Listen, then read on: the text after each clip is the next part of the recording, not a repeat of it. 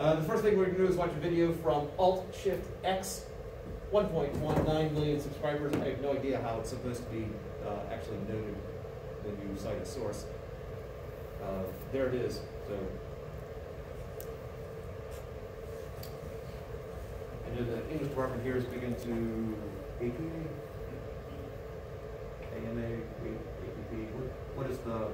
Faculty Science, APA, Emphasis Regular. Oh, okay.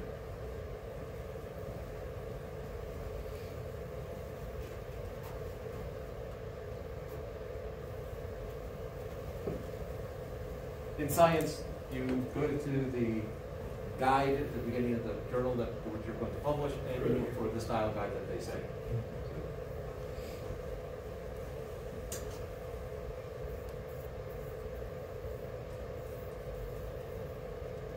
In Sheldon's words, it's the apparent change in the frequency of the Doppler effect. In Sheldon's words, it's the apparent change in the frequency of a wave caused by relative motion between the source of the wave and the observer. The Doppler effect is perhaps best explained visually. So here's a thing that is emitting waves. It could be a fire truck emitting sound, it could be a star emitting light, it could be a duck creating ripples in a pond. Those are all waves, and they all look something like this. We see the Doppler effect happening when the thing that is emitting waves moves. In the direction it's moving, the wavefronts bunch up, and behind it they spread out. If our object is moving towards a stationary observer, these bunched up waves are observed at a high frequency, and if the object is moving away from a stationary observer, the waves are observed at a lower frequency. So that is the Doppler effect, the apparent change in the frequency of a wave caused by relative motion between the source of the wave and the observer. It makes sense, but it gets interesting when you consider some of its applications. So let's say you are standing in the middle of the road. That's you, and the car drives past you very fast. As it does so, it honks its horn, because you're standing in the middle of the road. The horn to you might sound something like this. So it starts at a high pitch and moves to a lower pitch, even though from the driver's perspective, the horn is playing the same pitch the entire time. So what's going on? As the vehicle's coming towards you, the sound waves that it's emitting bunch up, and so are delivered to you at a frequency, which you interpret as a playing pitch, because the frequency of sound waves is pitch, and then when the vehicle passes you and is moving away from you, the sound waves spread out, and so you hear them at a lower frequency, a lower pitch. So that's how the Doppler effect works with sound. It also affects another kind of wave, light. So let's say you look out your observatory and you see a star. Just like the car's sound waves, if the star is moving towards you even just a little bit, the light waves that it emits will be bunched up, meaning that you see the light at a higher frequency than it actually is. Frequency in sound is pitch, so what does it mean for light? Well, if we look at our handy pocket electromagnetic spectrum chart, we'll see that a small change in frequency for visible light will change its color. Higher frequency light waves mean bluer light, and lower frequency light waves mean redder light. This is called redshift, and it may possibly be among the weirdest and coolest things of all time. Stars, or anything that you can see, change colour depending on their relative motion to you. Of course, you can't see this minute difference with your eyes, but astronomers with the right equipment can use this effect to tell whether stars are moving away from or towards Earth. As it turns out, almost everything we can see in the universe is moving away from us very quickly, which is both an important piece of evidence of the Big Bang and an indication that the Earth might get very lonely in the distant future. Thanks for watching this video. Let me know if you got something out of it. Bye. Start your day with Seeger. Seeger stops at 3 times more. See. All right. So it's great. We're expanding the same size. All right. So we have a dot right there that's going to give off sound waves, and this is it's just sitting there.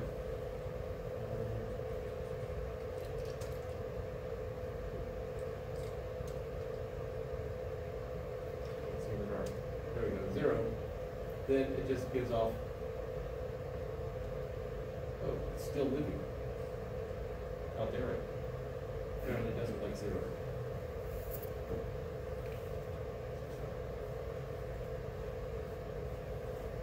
So if we're going at a quarter of the speed of light, speed of sound, either one works here, right? expand a little bit there. And hopefully you can see the fact that the waves are indeed bunching up here more than they are back here, just like in the other video.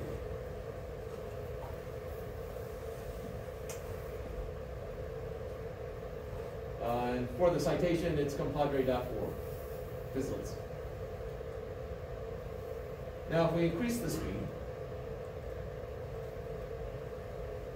to 0.7,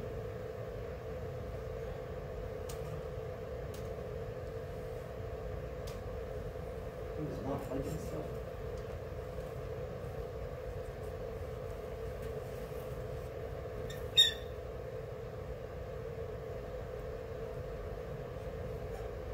It should be bunched up more in front than they were before, but this looks pretty much the same to me, so let's increase that a little bit more.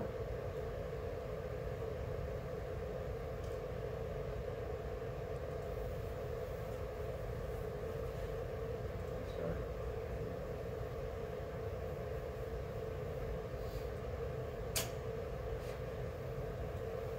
There we go. Apparently I should be using the spider ball part. So now 0.7 times the speed of whatever the limit is, light or sound, it gets bunched up really tight like that. What would happen if I'm going the speed of sound?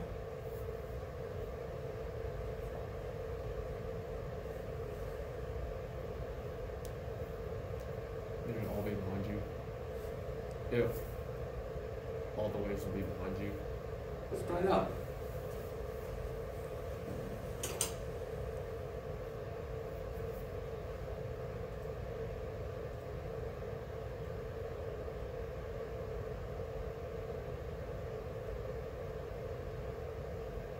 It doesn't want to do it.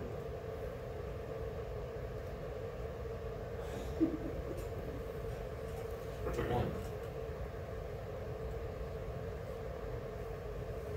All right, so it's given that sound. The way this is drawn right here is the sound is being produced at the front of the dot. But it is pretty much all behind you except for that front right there, right where the sound is being created. So what happens if we exceed the speed of sound?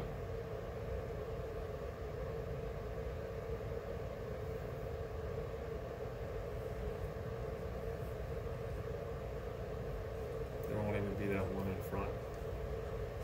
And, okay. So the sound's traveling behind you. Maybe it'll be more frequent. What was that? Maybe it'll be more frequent. Well, let's find out.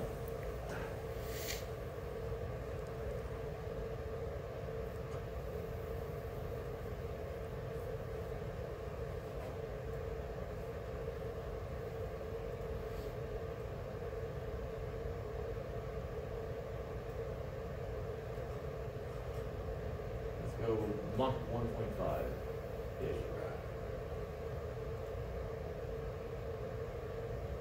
So you do have only that one wave, as Jacob had said. In terms of frequency, it gets a little bit tricky here.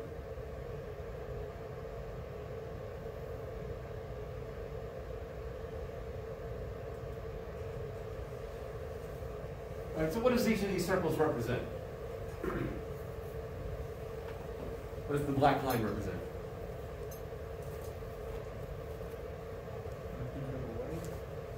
The peak of a wave. Okay, high pressure. So what's happening along, what happens when the two high pressures meet each other? The black line meet.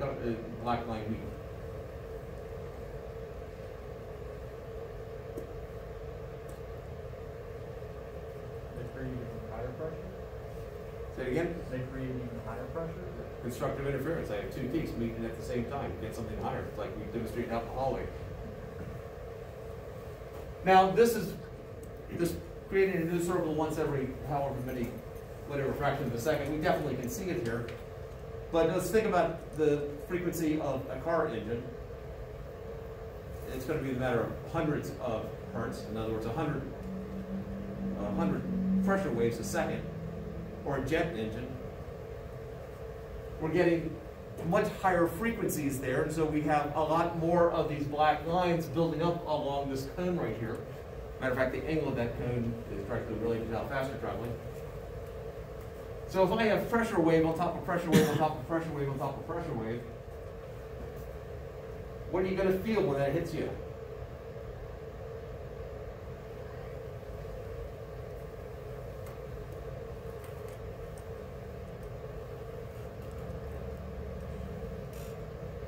So think about the volume of my voice right now. There's a certain amplitude to my voice, which you would register as how loud it is. So if I could create two pressure waves with that same loudness that hit you at the same time, it would be double the loudness. But I'm creating pressure waves at a much lower frequency than a car does. I could create a sound, I guess I could create higher pressure waves.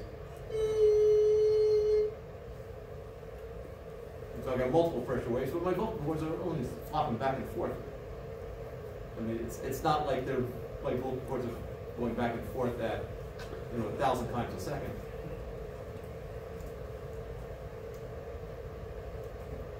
Well, what happens when... So think about how loud it is. What happens if I could hit you with the two pressure waves of the same amplitude? How would it sound?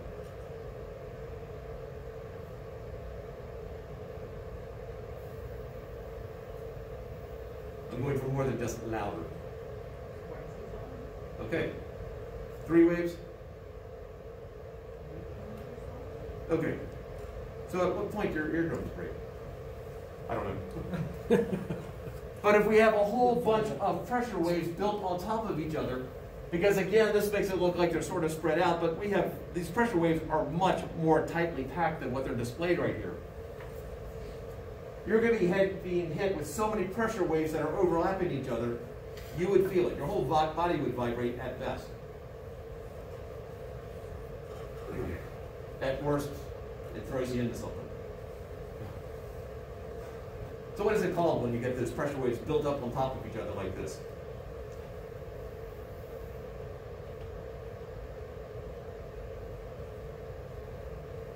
I'm feeling pretty confident all of you have heard the term.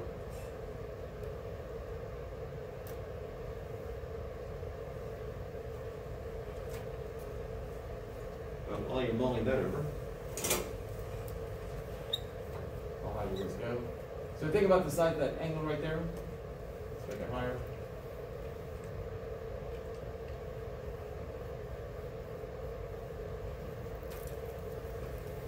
So increase the speed, and you can see that there's sort of a bend in the angle. This go one like this, and then there's a slight change there, because the faster you're going, the narrower this cone is. And you can go through mathematics and come up with the angle relating this angle to the speed.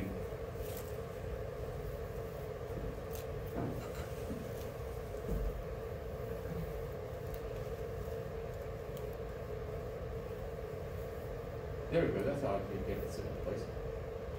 As it gets hit by its own waves.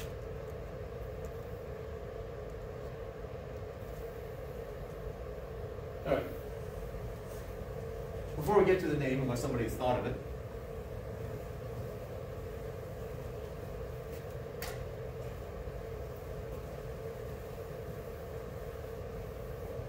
suppose you're in an airplane that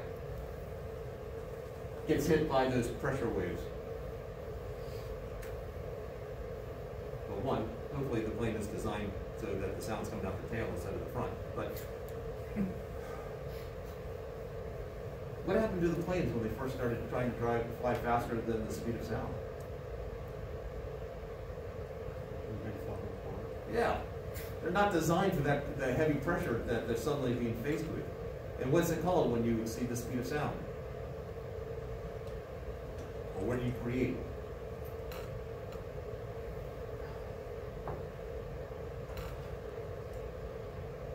The sound barrier? When you break the sound barrier, it's what's created when you break the sound barrier.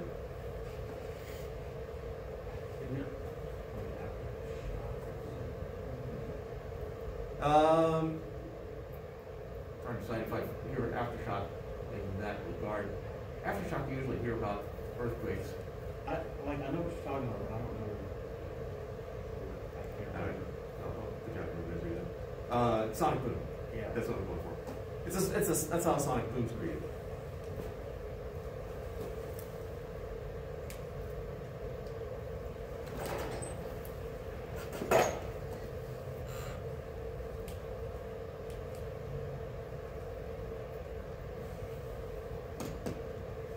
All right, so to create a sonic boom, you just need something that is making noise, and that will travel faster than the speed of sound. Well, we can do it. The things I have to do it are at home right now. But think about the speed of a wave. Now, in general, the speed of a wave, the generic, overarching, the thing that seems to work the most, the speed of a wave, there's some force term divided by some inertial term. We talked about this a little bit before. I don't think I wrote this down, but I mentioned it. That when we were doing the transverse waves out in the hallway, as I pulled on the coil, one coil pulled on the next coil, which pulled on the next coil. It's that force term of how much force is being applied to the next object to get it to move. Or in the case of pressure waves or sound waves, it's when my vocal cords vibrate back and forth, how much force is going to be applied to the next particle when the particle coming from my throat hits it. Because that has to hit something, which hits something, which hits something, and so on. So the force term deals with how much one object moving causes another object to move. The inertial term deals with how much mass are you actually moving. It's much harder to move more mass, as we've talked about and presumably you've experienced. So in the Hall wave, if we had a higher density spring, then the wave would not move as fast because there's just more mass to move.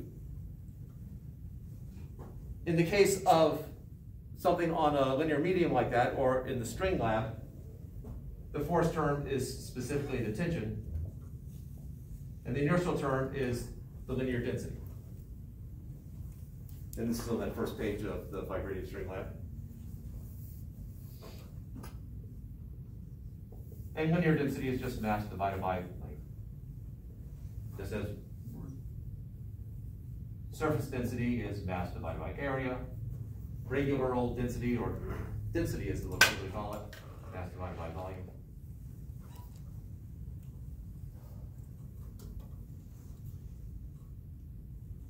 And so when you're finding the mass of the string on Tuesday, that's why that's where this comes into play, the mass of this, the full length of string. So if I have a string that's tapered, it doesn't need to be that extreme, and I think about the mass per length here versus here, I'll just call this section A and section B.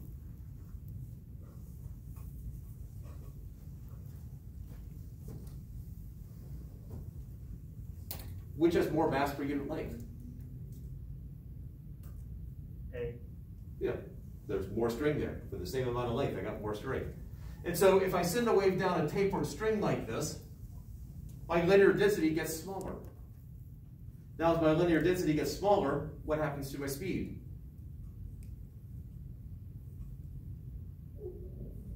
It's bigger. Yeah, I got a fraction here. The denominator gets smaller, the fraction gets bigger. So if I could put in if I put a wave into here with enough initial speed, it'll get faster as it goes. Now, in essence, what is the object I'm talking about?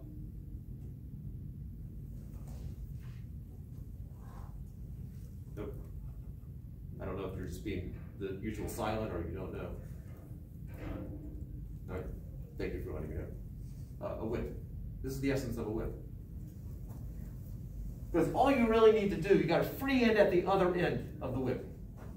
So as the wave is speeding down here, the speed is increasing, and by the time you get to the tip, you just need the speed to be traveling half the speed of sound. Because when it gets to the end, you have the tip up here, and then it quickly drops down there. You basically, the speed of the tip is twice of whatever the speed hits it. So if the wave is traveling at half the speed of sound, you'll break the sound barrier at that point. And you create your own sonic boom. If you've heard of whip crack, if you've been to a Renaissance festival and seen the whip shows that they have there, I mean, you've definitely heard it. Or there's a guy named, I think his stage name is something like Adam Crack, something with like.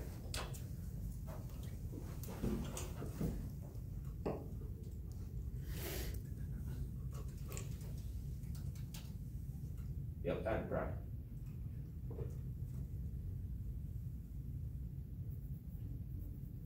Now, his arms are like this, so he can easily do it. But then again, that's what he does professionally.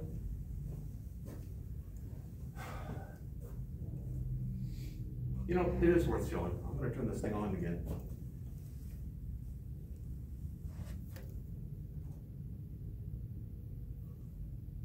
And it's doing something or not.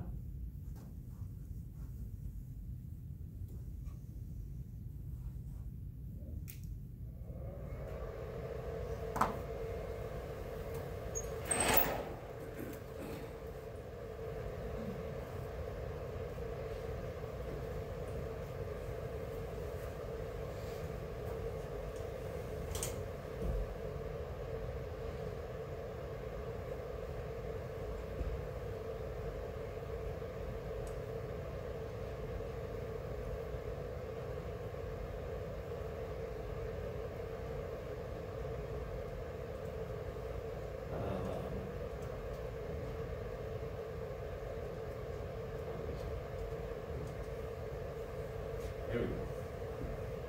So he's got a whip that's about 2/3 the length of a football field here. It's tapered,